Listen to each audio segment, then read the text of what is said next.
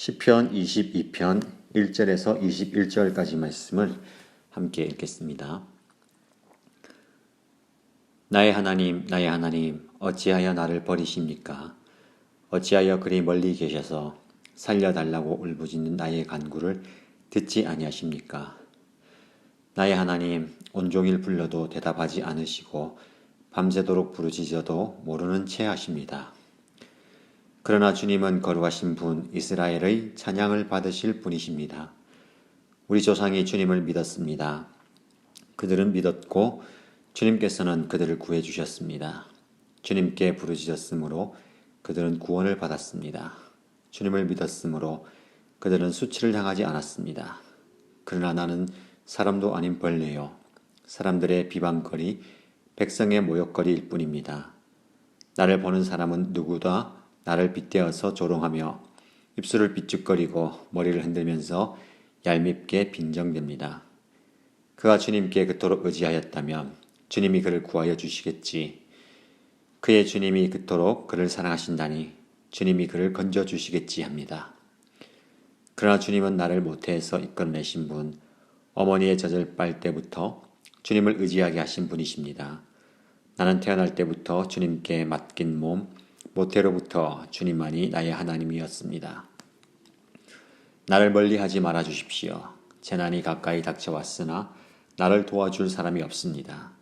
황소떼가 나를 둘러쌌습니다. 바산의 힘센 소들이 이 몸을 에워쌌습니다. 으르렁대며 찢어 발기는 사자처럼 입을 벌리고 나에게 달려듭니다. 나는 쏟아진 물처럼 기운이 빠져 버렸고 뼈마디가 모두 어그러졌습니다. 나의 마음이 촛물처럼 녹아내려 절망에 빠졌습니다. 나의 입은 옹기처럼 말라버렸고 나의 혀는 입천장에 붙어 있으니 주님께서 나를 완전히 매장되도록 내버려 두셨기 때문입니다. 개들이 나를 둘러싸고 악한 일을 저지르는 무리가 나를 에워싸고 내 손과 발을 묶었습니다. 뼈마디 하나하나가 다 셀 수 있을 만큼 앙상하게 드러났으며 원수들도 나를 보고 즐거워합니다. 나의 겉옷을 원수들이 나누어 가지고 나의 속옷도 제비를 뽑아서 나누어 가집니다. 그러나 나의 주님 멀리하지 말아 주십시오. 나의 하나님 힘이신 주님 어서 빨리 나를 도와주십시오. 내 생명을 원수의 칼에서 건져 주십시오. 하나뿐인 나의 목숨을 개의 입에서 빼내어 주십시오. 사자의 입에서 나를 구하여 주십시오. 들소의 뿔에서 나를 구하여 주십시오. 주님께서 나의 기도를 들어주셨습니다. 아멘.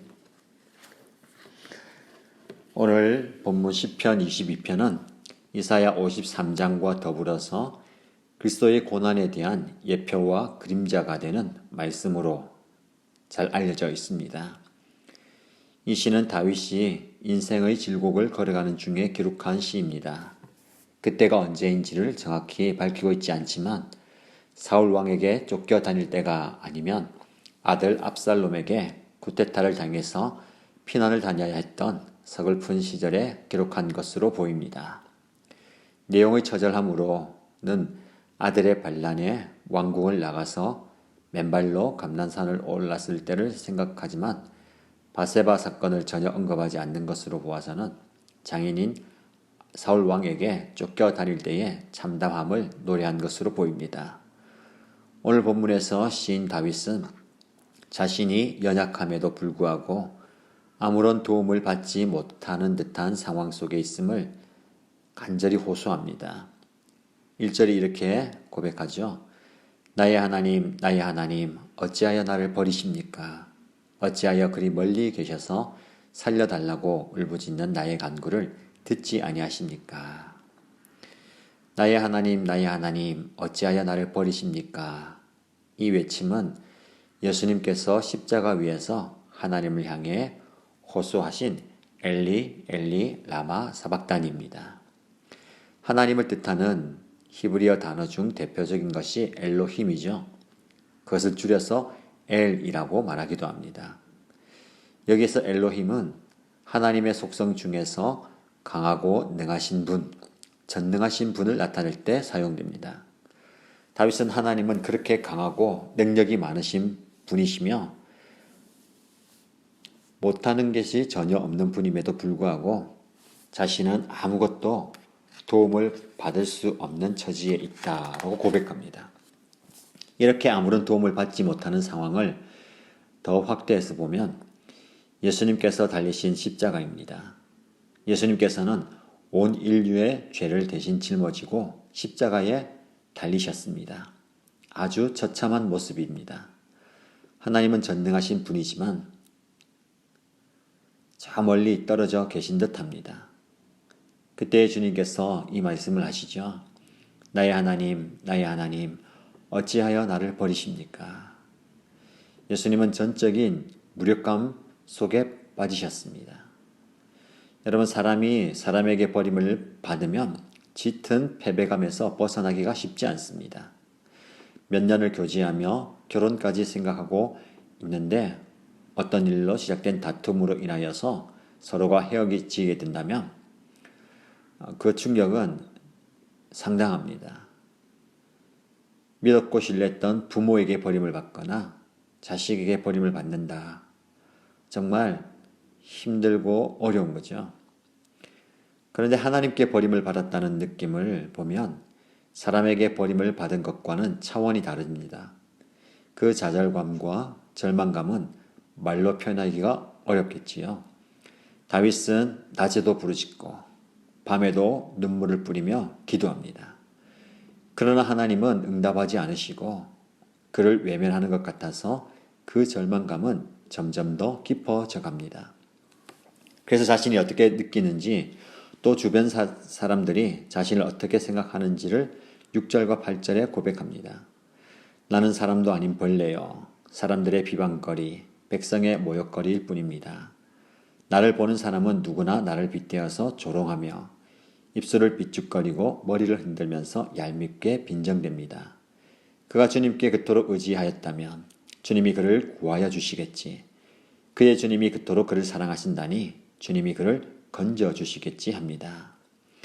시인 다윗은 아무리 생각해도 사람들이 자신을 쳐다보는 것이 사람을 바라보는 눈이 아니라 마치 벌레를 쳐다보는 것과 같다며 하나님께 호소합니다. 사람이 사람을 비하하고 조롱할 때면 짐승에 빗대는 경우가 참 많지요.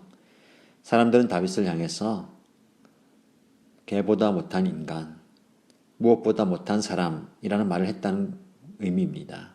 그것만이 아닙니다. 사람들마다 자신을 보고서 인상을 찌푸리면서 입을 한 번씩 내밀고 갑니다. 또 머리를 흔들면서 한마디씩 하고 지나갑니다. 하나님을 믿는다고 하나님이 도와주신다더니 내버려도 하나님이 건져주시겠지. 우리가 알게 뭐야 라고 말했다는 거죠. 이 장면은 예수님께서 십자가에 달려 계실 때에 사람들이 십자가 아래서 예수님을 향해 조롱했던 모습을 떠오르게 합니다. 다윗이 들었던 말들을 예수님께서 십자가에 달리셨을 때에 동일하게 들었습니다. 네가 만일 하나님의 아들이라면 십자가에서 내려와 보라. 저가 남은 구원하지만 자기는 구원하지 못하는구나. 십자가 주변에 수많은 사람들이 예수님을 조롱하고 비웃고 떠듭니다. 사람들이 밑에서 조롱할 때에 예수님께서는 충분히 십자가 위에서 아래로 내려오실 수 있습니다. 그러나 예수님은 그렇게 하지 않으셨지요. 당신이 내려오시면 조롱하는 사람들을 혼내주실 수 있는지는 몰라도 인간을 구원하는 사역은 실패로 끝나기 때문입니다. 그것을 아셨기 때문이죠. 사람들이 조롱해 아무것도 할 수 있는 것이 없었던 다윗은 하나님께 이렇게 호소합니다. 나를 멀리하지 말아 주십시오. 재난이 가까이 닥쳐왔으나 나를 도와줄 사람이 없습니다.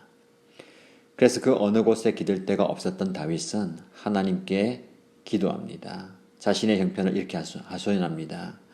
황소떼가 나를 둘러쌉니다. 바산의 힘센 소들이 이 몸을 에워쌌습니다. 으르렁대며 찢어발기는 사자처럼 입을 벌리고 나에게 달려듭니다. 다윗은 자신의 상황이 바산의 힘센 소들에 의해서 둘러싸여 있다라고 고백합니다. 바사는 갈릴리 호수 북동쪽에 위치한 지역인데 거칠고 포악한 소들이 자라는 곳으로 알려져 있습니다. 다윗은 그 소들이 입을 벌리며 무엇을 찢는 것이 부르짖는 사자와 같다라고 말합니다.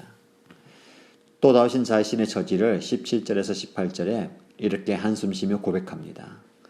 뼈마디 하나하나가 다 셀 수 있을 만큼 앙상하게 드러났으며 원수들도 나를 보고 즐거워합니다. 나의 겉옷을 원수들이 나누어 가지고 나의 속옷도 제비를 뽑아서 나누어 가집니다. 뼈를 셀 수 있다라는 말은 우리말로 하면 피골상접입니다. 극심한 고통으로 살은 다 빠지고 없고 뼈만 앙상하게 남았다라는 의미죠. 그리고 겉옷을 나누고 속옷을 제비 뽑는다라는 말은 겉옷과 속옷을 다 빼앗겼기에 극도의 수치를 당하고 있다는 의미입니다. 다윗이 실제로 이런 일을 겪는 모습이 성경에 나오지는 않습니다. 그러나 이렇게 비유될 정도로 자신의 처지가 어려움다는 말이죠. 역시 이 말씀을 확대한다면 예수님의 십자가에 달리심입니다. 예수님께서 십자가에 달리셨을 때에 그분은 모든 옷을 벗기우고 수치를 당하셨습니다. 군인들은 예수님의 옷을 가지고 제비를 뽑았습니다.